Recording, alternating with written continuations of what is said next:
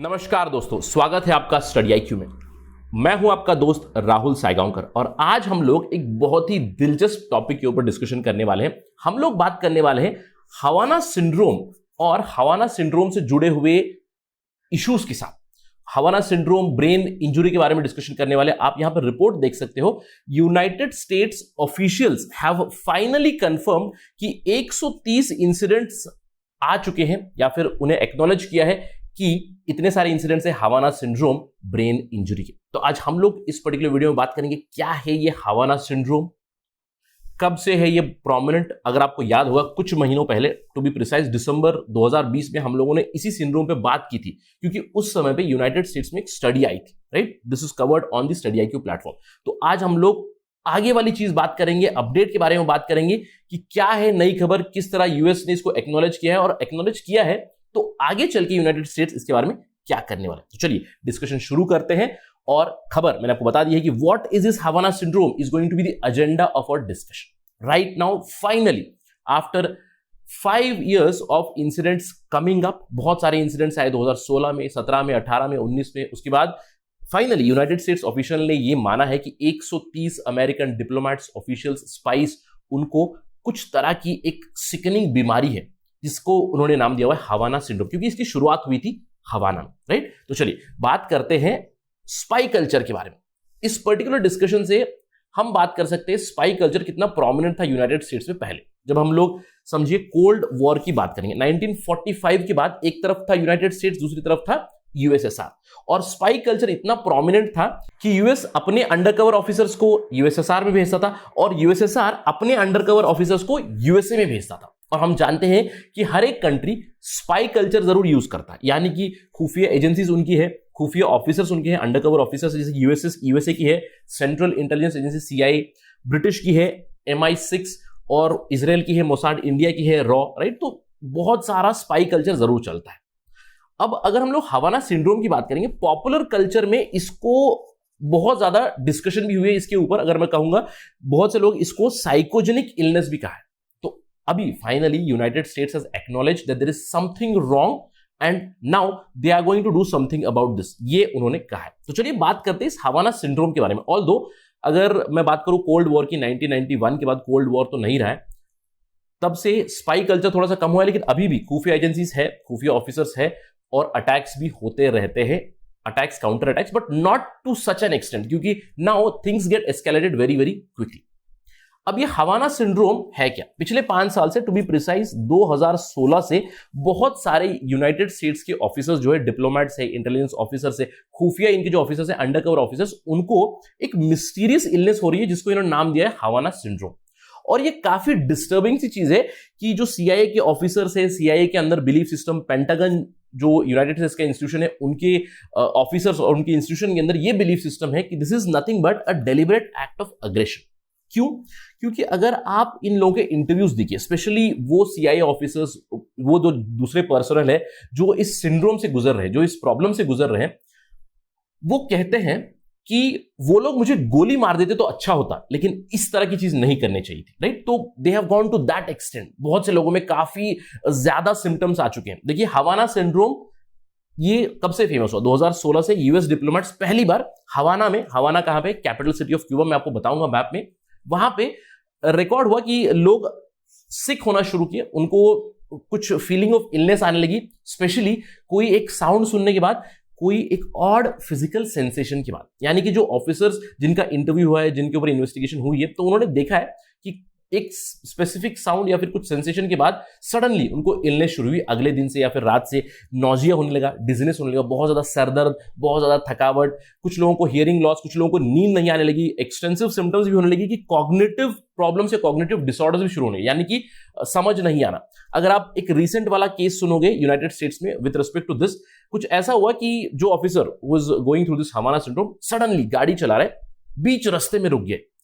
उनका बेटा भी है पीछे वाली सीट में, बेटा रोने लगा, और जैसे बेटा रोने लगा उसके बाद ही came back to his senses और वापस उन्होंने गाड़ी चलाई। सो कुछ इस तरह की चीजें भी हुई है उन ऑफिसर्स के साथ, और काफी मिक्स्ड रिस्पॉन्स है। देखिए नॉर्मली सिम्टम्स कुछ लोगों में जा चुके हैं, लेकिन कुछ लोगों में बहुत ज्यादा सीरियस प्रॉब्लम्स भी आ चुकी है।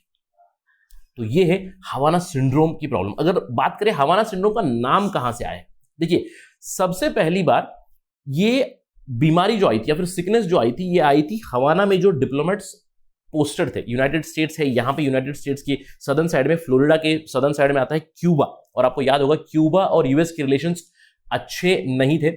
1962 का क्यूबन मिसाइल क्राइसिस आपको याद होगा, Cuba was in the side of USSR, लेकिन क्यूबा ने इसको ऑलरेडी डिनाई कर दिया कि हमारा इसमें कोई हाथ है। तो क्यूबा में जो ऑफिशियल्स पोस्टेड थे उनको सबसे पहले हवाना सिंड्रोम आया, ऑल्दो अब ये क्यूबा स्पेसिफिक नहीं रहा, क्यूबा में ही नहीं दूसरी जगह जैसे कि चाइना में भी जो पोस्टेड थे उनको भी आया है, रशिया में कुछ पोस्टेड थे उनको आया है, एशिया के कुछ एरियाज में आया, यूरोप में भी कुछ एरियाज में जो यूएस डिप्लोमेट्स है उनको आया है। ऑल्दो बहुत सारे जो सीआईए के ऑफिशियल्स हैं वो पिन पॉइंट करते हैं कि it is the doing of Russia, and Russia has also denied any wrong doing in this. तो 2016 में जो इंसिडेंट शुरू हुए, 2017 में कुछ केसेस आए, 2018 में आए, 2019 में आए, 2020 में भी आए, तब तक ट्रंप सरकार के ऊपर बहुत से लोगों ने आरोप लगाया कि ट्रंप सरकार इस चीज को सीरियसली नहीं ले रही, लेकिन अभी जाकर बाइडेन सरकार ने इस चीज को सीरियस लिया हुआ है। ऑल्दो अगर हम लोग 2020 की बात करें, 2020 में एक स्टडी फंड हुई थी, एक स्टडी थी national academy of sciences engineering and medicine की, जिन्होंने स्टडी किया था इस चीज पे। आप इस रिपोर्ट को देखिए और इस रिपोर्ट पे ध्यान दीजिए, इससे हमें बहुत अच्छी इंफॉर्मेशन मिलेगी कि एग्जैक्टली हवाना सिंड्रोम क्या है या फिर यूनाइटेड स्टेट्स क्या सोचता है इसके बारे में। ये जो रिपोर्ट है इसका टाइटल था new report which assesses illness among US government personnel and their families at overseas embassies. तो ये एक असेसमेंट थी of the illness of US government personnel. अब यहां पे भी इन्होंने हाईलाइट किया जो हवाना यानी कि क्यूबा में, हवाना कैपिटल सिटी ऑफ क्यूबा, 2016 में जो पोस्टेड थे उनके अंदर कुछ सिकनेस आई। यूएस कॉन्सुलेट जो थी ग्वांगजू यानी कि चाइना में, वहां पे भी देखा गया ये सिकनेस। कुछ सडन साउंड सुनने के बाद, फिजिकल सेंसेशन होने के बाद उनके अंदर कुछ सिम्टम्स आने लगे, intense pain in the year, नींद उड़ गई, राइट, इंसोम्निया होने लगा, बहुत सारी visual problems, dizziness, cognitive difficulties भी यहां पे देखी गई। अब इसको स्टडी किया गया। अब ये जो नेशनल एकेडमी ऑफ साइंसेस है, इन्होंने 4 एंगल से इसको स्टडी किया। आप यहां पे देख सकते हो, it considered these possibilities, 4 different possibilities. One possibility was pulsed radio frequency energy, यानी कि सम सॉर्ट ऑफ एनर्जी या रेडियो एनर्जी इनके ऊपर डायरेक्ट की गई है जिसकी वजह से इनको प्रॉब्लम हुई है, या फिर कुछ केमिकल है जिसको इनको एक्सपोज किया गया, यानी कि some chemical exposure has cause this problem, या फिर एक बायोलॉजिकल डिसीज भी हो सकता है जैसे लाइक जिका और समथिंग एल्स, या फिर साइकोलॉजिकल इशू भी हो सकता है। ऑल्दो बहुत सारे एक्सपर्ट्स ने कहा है कि दिस इज साइकोलॉजिकल इशू। क्यों? क्योंकि अगर आप खुफिया एजेंसीज की बात करें, खुफिया ऑफिसर्स की बात करें, they work under lot of pressure, so many people so they go through some psychological issues, it might be the problem. लेकिन अगर आप ये नेशनल एकेडमी ऑफ साइंसेस की report assessment of illness in US government employees and their families, ये देखें, वो कहते हैं कि they consider directed pulsed radio frequency energy as one of the possible reasons for this. Although यहां पे इन्होंने स्पेसिफिकली टर्म इस्तेमाल नहीं किया है वेपन करके, लेकिन इससे काफी हद तक हमें समझ में आता है कि कोई डायरेक्टेड पल्स्ड एनर्जी है जिसको इनके ऊपर फायर किया गया है या फिर जिससे इनके ऊपर एक्सपोज किया गया है, तो इसकी वजह से ये प्रॉब्लम्स आई है। तो इससे हवाना सिंड्रोम की जब भी बात होती है तब चर्चा का विषय बनता है माइक्रोवेव वेपन्स, राइट। तो बहुत सारे एक्सपर्ट्स ने कहा है कि possibility of microwave weapons is also there. So will talk about this microwave weapons. क्या माइक्रोवेव वेपन्स इतने हानिकारक हो सकते हैं? देखिए, अगर हम लोग इलेक्ट्रोमैग्नेटिक स्पेक्ट्रम की बात करें, देखिए ये है इलेक्ट्रोमैग्नेटिक स्पेक्ट्रम, जहां पे आप देख सकते हो कि the wavelength goes on decreasing, frequency goes on increasing in this direction. तो सबसे पावरफुल क्या होती है? X-ray, gamma rays. अगर इन रेडिएशन को एक्सपोज किया जाए ऑफिसर्स को या लोगों को, तो it will be very very disasters, cancer वगैरह प्रॉब्लम हो सकती है। लेकिन अगर आप इस एंड ऑफ स्पेक्ट्रम पे आए तो ये काफी कॉमन फ्रीक्वेंसीज है, जैसे कि अगर आप रेडियो वेव्स देखिए, जो भी हमारे टेलीकम्युनिकेशन होती है रेडियो वेव से होती है, उतनी ज्यादा खतरनाक नहीं होती है। माइक्रोवेव जो आप अपने घर पे भी इस्तेमाल करते हो, तो microwave radiation is considered as low energy radiation. तो this is used in other applications, but can we make weapons out of this? तो अब आपके दिमाग में सवाल आ रहा होगा कि माइक्रोवेव रेडिएशन, जिसकी देखिए वेवलेंथ विजिबल रेंज से भी ज्यादा है, जिसकी फ्रीक्वेंसी काफी कम है, यानी कि लो एनर्जी रेडिएशन है, तो क्या इसको हम लोग वेपन बना सकते हैं? अगर बना सकते हैं तो आपके दिमाग में सवाल आ रहा होगा, क्या जो मेरे घर पे माइक्रोवेव ओवन है, क्या वो भी एक वेपन है? राइट। अगर आप देखिए माइक्रोवेव किस प्रिंसिपल पे काम करता है, माइक्रोवेव नॉर्मल कंडक्टिव हीटिंग नहीं करता है। नॉर्मल कंडक्टिव हीटिंग में क्या होता है? अगर आप बर्तन रख दीजिए गैस के ऊपर, नीचे से आप एनर्जी दीजिए, हीट दीजिए, तो कन्वेक्शन से वो गर्म हो जाता है। लेकिन माइक्रोवेव हीटिंग में क्या होता है? अगर आप माइक्रोवेव ओवन में कोई एक चीज रखें तो माइक्रोवेव रेडिएशन दोनों तरफ से आएगी और ये जो वाटर मॉलिक्यूल्स होंगे वाटर मॉलिक्यूल्स को एजिटेट करेंगे, यानी कि वाटर मॉलिक्यूल्स कंटिन्यूसली वाइब्रेट करेंगे, हीट एमिट होगा और हीट जनरेट होता है, इससे खाना आपका गर्म होता है, राइट। तो microwave oven itself is not considered as a very dangerous thing, you must have seen, until unless आप बहुत ज्यादा इसको एक्सपोज हो, बहुत ज्यादा हीट की प्रॉब्लम हो जाए, तो it cannot be considered as a weapon really. But सवाल ये उठता है, क्या किसी ने माइक्रोवेव वेपन्स बनाए हुए? देखिए, ये काफी आयरॉनिकल सी चीज है, यूनाइटेड स्टेट्स के ऑफिसर्स को ये हो रहा है, और United states was one of the first countries which actually unveiled microwave weapons. Although आप यहां पे देख सकते हो नॉन लीथल हीट रे वेपन, इसको ये लोग कहते हैं एक्टिव डिनायल सिस्टम। ऑल्दो इसको यूज किया जाता है क्राउड डिस्पर्सल में, यानी कि अगर क्राउड पे ये फायर किया जाए तो क्राउड को, लोगों को गर्मी महसूस होगी और वो इमीडिएटली भाग जाएंगे, राइट। तो इसलिए ये वेपन बनाया गया था, लेकिन वेपन बनाया जा सकता है। इनफैक्ट 2014 में चाइना ने भी अपना एक ऐसा ही माइक्रोवेव वेपन अनवेल किया था, उसका नाम है पॉली WB1। इनफैक्ट अगर आपको याद होगा, इंडिया और चाइना की क्लैशेस चल रही थी पिछले साल गलवान में, वहां पे काफी खबरें आई थी, उसको बताया गया था कि फेक न्यूज था। बहुत से प्लेटफॉर्म से आपने सुना होगा, न्यूज आपने देखी होगी कि Chinese have fired a microwave weapon on Indians, Indian soldiers were fried, Indian soldiers were heated up, they were melted, ऐसी सब खबरें आई थी। आर्मी ने कैटेगोरिकली कहा था कि no such things were not done, no laser weapons or no microwave weapons were used. Yes, some innovative weapons were used, उन्होंने बताया था, जैसे कि मुक्केबाजी हुई थी, हाथापाई हुई थी, तो Chinese came up with some innovative weapons for hand to hand fighting, obviously, right. तो माइक्रोवेव वेपन्स बना सकते हैं? नहीं, बिल्कुल बना सकते हैं। अब सवाल ये उठता है, is it because of these microwave weapons the US diplomats, the officials are getting सिक?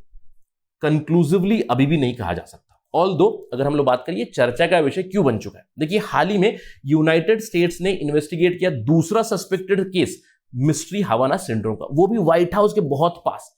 पिछले साल दिसंबर में 2 केसेस आए और दोनों cases are connected to this Havana syndrome. तो जो 2016 से इंसिडेंट चलते आ रहे हैं वो अभी भी चलते आ रहे हैं। In fact it has reached through to White House officials when they were passing through gate, तो it was revealed that they are going through some sort of issues, और जब इन्वेस्टिगेट किया गया तो it was perhaps Havana syndrome itself. तो इसके बाद क्या हुआ? इसके बाद Biden administration has now taken it very very seriously. आप देख सकते हो, first of all United States ने एक्नॉलेज किया है कि 130 उनके पर्सनल्स को हवाना सिंड्रोम है। अब आप यहां पे पढ़ सकते हो कि Biden administration has now begun more aggressively investigating the episodes that have left spies the diplomats, soldiers and other officers with brain injuries because of Havana syndrome, right? तो इसके ऊपर और भी इन्वेस्टिगेशन होगी और आगे चल के पता चलेगा कि was it really a weapon or is it something psychological। जब रिसर्च आएगा, जब डेटा आएगा तो पता चलेगा। और अगर वेपन था तो कौन रेस्पॉन्सिबल था? was it Cuba, was it China, was it Russia, or was it some other country, or is it just a remnant of the previous Cold War, the Cold War which got over in 1991? तो अगर इस पे development आएगी तो we will bring it to you as soon as possible on Study IQ। लेकिन as of now what is Biden administration doing? How is it trying to stop this Havana syndrome? अगर आप देखेंगे how USA is planning to prevent Havana syndrome, आप देख सकते हैं कि US का डिपार्टमेंट ऑफ डिफेंस जो है, it is now creating wearable sensors, जहां पे जो भी ऑफिसर्स है, जो भी स्पाइस है, डिप्लोमेट्स है, उनके ऊपर एक पहनने वाला सेंसर, कुछ तरह की घड़ी या सम काइंड ऑफ इक्विपमेंट जो आप वो उनके साथ रख सकते हैं। जैसे ही कोई रेडिएशन डिटेक्ट हो जाएगी जिससे उनको खतरा होगा तो उनको अलर्ट कर देगा और वो खुद बच सकते हैं। यानी कि first of all US has acknowledged that there is something called as Havana syndrome। और मैंने आपको कहा कि पॉपुलर कल्चर में हवाना सिंड्रोम के ऊपर काफी सारी कॉन्स्पिरेसी थ्योरीज भी निकली हुई। बहुत से लोग अपनी अपनी स्टोरीज बताते हैं, बहुत से राइटर्स भी जिन्होंने बताया इसको साइकोलॉजिकल इलनेस। लेकिन अगर आप इंटरव्यूज देखोगे तो दो सोल्जर्स, दो स्पाइस, दो officers, their stories seem very very real. And now investigation is going to happen on this, and whenever details come on this we will bring to you on Study IQ as soon as possible। That is it from my side on this part of discussion, and if you have liked this discussion you can follow me on the IDs that are mentioned here। और अगर आप UPSC civil service examination preparation कर रहे हो तो आपके पास सुनहरा मौका है, हमारा स्मार्ट कोर्स पड़ा हुआ है। जस्ट गो टू studyiq.com या फिर डाउनलोड करें हमारा ऐप गूगल प्ले स्टोर से to know more about our program and avail these services so you can prepare very very safely from your home during these times of pandemic। Thank you very much। Jai Hind।